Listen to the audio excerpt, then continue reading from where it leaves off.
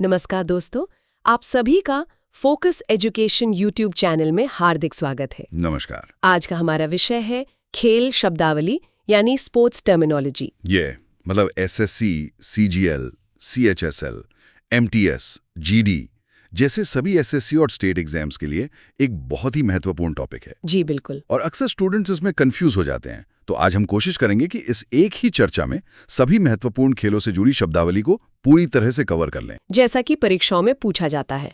तो चलिए शुरू करते हैं। चलिए। तो सबसे पहले भारत का सबसे लोकप्रिय खेल क्रिकेट। इसमें कुछ शब्द हैं जैसे googly, chinaman, maiden over, Duckworth Lewis, silly point, Ashes, hat trick, yorker, LBW. तो गूगली से शुरू करते हैं। सुनने में ये बड़ा मजेदार शब्द लगता है। मजेदार है, पर बल्लेबाज के लिए नहीं। देखिए, आमतौर पर एक लेग स्पिनर की गेंद दाएं हाथ के बल्लेबाज के लिए लेग स्टंप से ऑफ स्टंप की तरफ घूमती है जी। लेकिन गूगली में गेंदबाज बिना अपना एक्शन बदले अपनी कलाई के जादू से गेंद को उल्टी दिशा में, मतलब ऑफ स्टंप से लेग स्टंप की तरफ घुमा देता है। अच्छा, तो बल्लेबाज तो पूरी तरह से धोखा खा जाता होगा। बिल्कुल, यही इसकी खासियत है। और इसी से जुड़ा एक और शब्द है चाइनामैन। हाँ, चाइनामैन। ये नाम थोड़ा अजीब है। इसके पीछे क्या कहानी है? ये असल में बाएं हाथ के लेग स्पिनर के लिए इस्तेमाल होता है।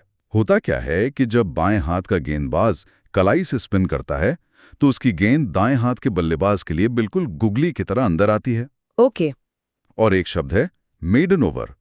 ये परीक्षा के लिहाज से बहुत जरूरी है। मेडन ओवर मतलब वो ओवर जिसमें एक भी रन न बने। बिल्कुल सही। 6 गेंदें और एक भी रन नहीं। ये गेंदबाज का दबदबा दिखाता है। सही बात है।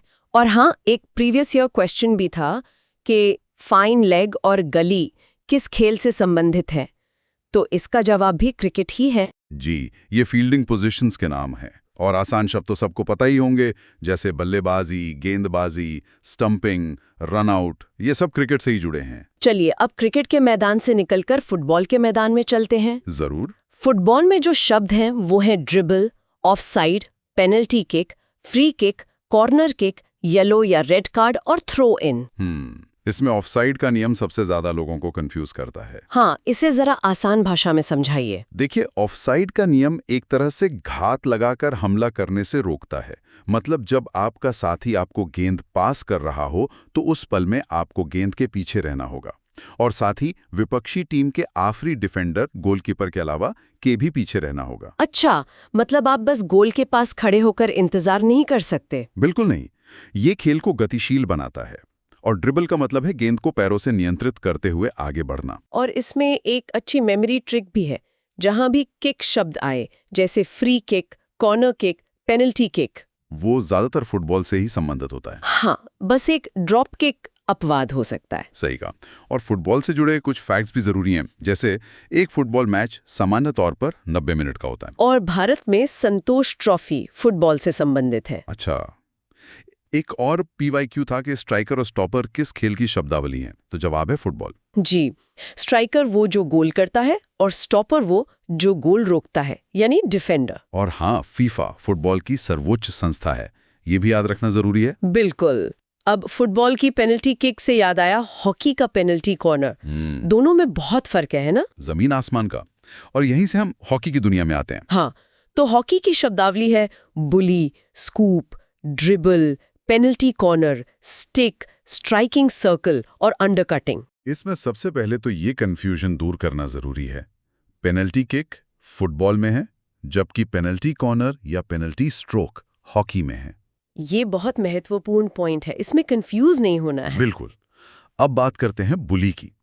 ये खेल को दोबारा शुरू करने का एक तरीका है, जब किसी वजह से खेल रुक जाता है। 2 खिलाड़ी आमने सामने अपनी स्टिक से गेंद के लिए लड़ते हैं। अच्छा। और स्कूप, ये क्या होता है? स्कूप एक तकनीक है जिसमें खिलाड़ी अपनी स्टिक से गेंद को हवा में उछालता है ताकि वो विपक्षी खिलाड़ियों के ऊपर से निकल जाए। और हॉकी से जुड़े एसएससी फैक्ट्स भी बहुत जरूरी हैं। भारत ने ओलंपिक में हॉकी में 8 गोल्ड मेडल जीते हैं। जी, और मेजर ध्यानचंद जी को हॉकी का जादूगर कहा जाता है। एक और पीवाईक्यू था कि पेनल्टी स्ट्रोक किस खेल से जुड़ा है, तो उत्तर है हॉकी। बिल्कुल। अब चलते हैं रैकेट वाले खेलों पर। बैडमिंटन।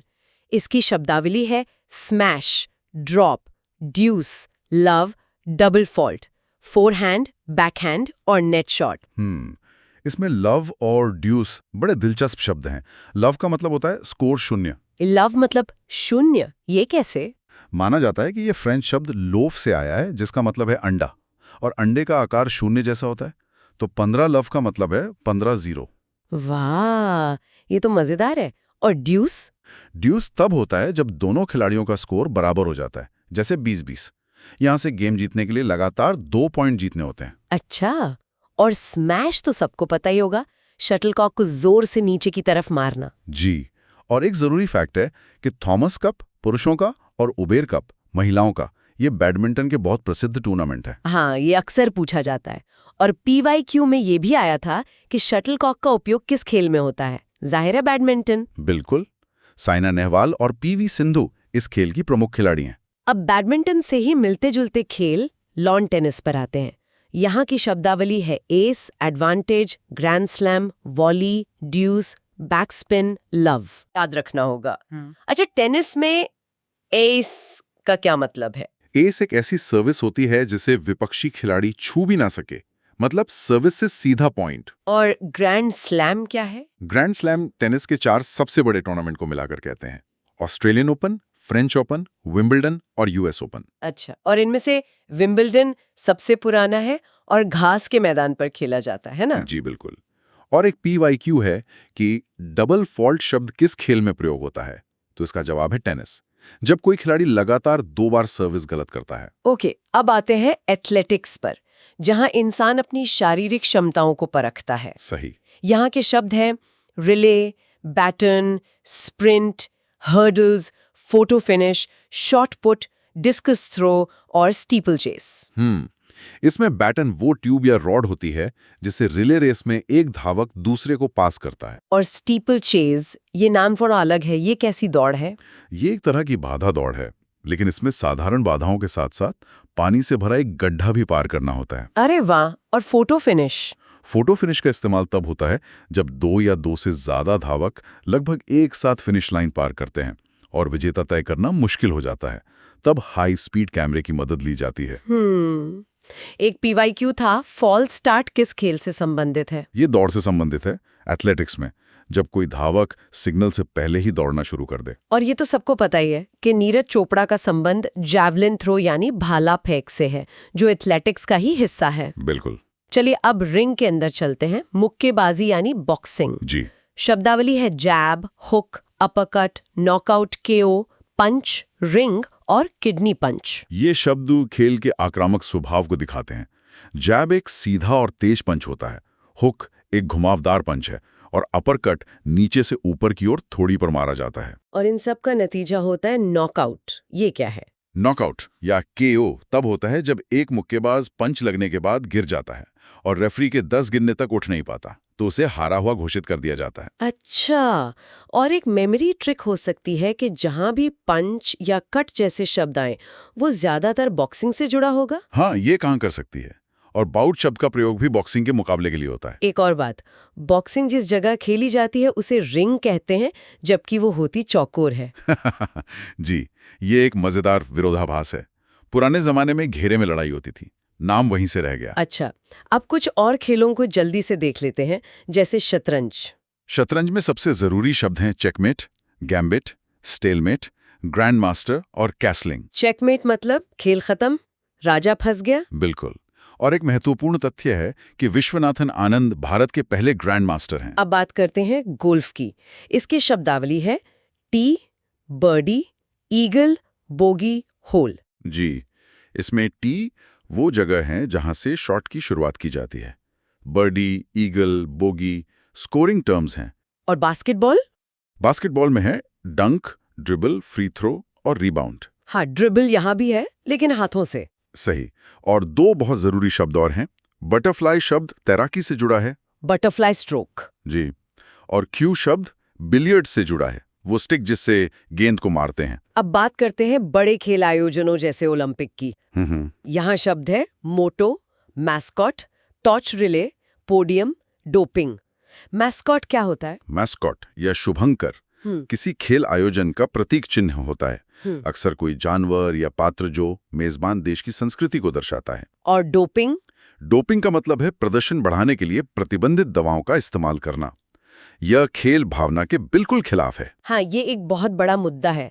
और ओलंपिक से जुड़े कुछ फैक्ट्स, जैसे आधुनिक ओलंपिक 1896 में एथेंस में शुरू हुए। जी, और इसके झंडे में 5 छल्ले 5 महाद्वीपों को दर्शाते हैं।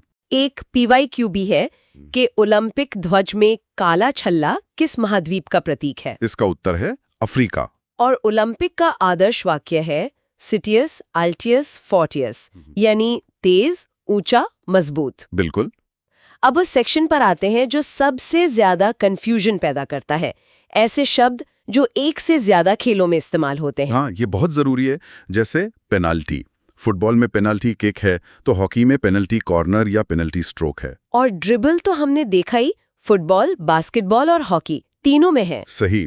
इसी तरह ड्यूस टेनिस और बैडमिंटन दोनों में है, और हैट्रिक क्रिकेट में भी होती है और फुटबॉल या हॉकी में भी। तो ऐसे में अगर परीक्षा में सवाल आए तो क्या करना चाहिए? ऐसे प्रश्नों में हमेशा एलिमिनेशन मेथड का इस्तेमाल करें।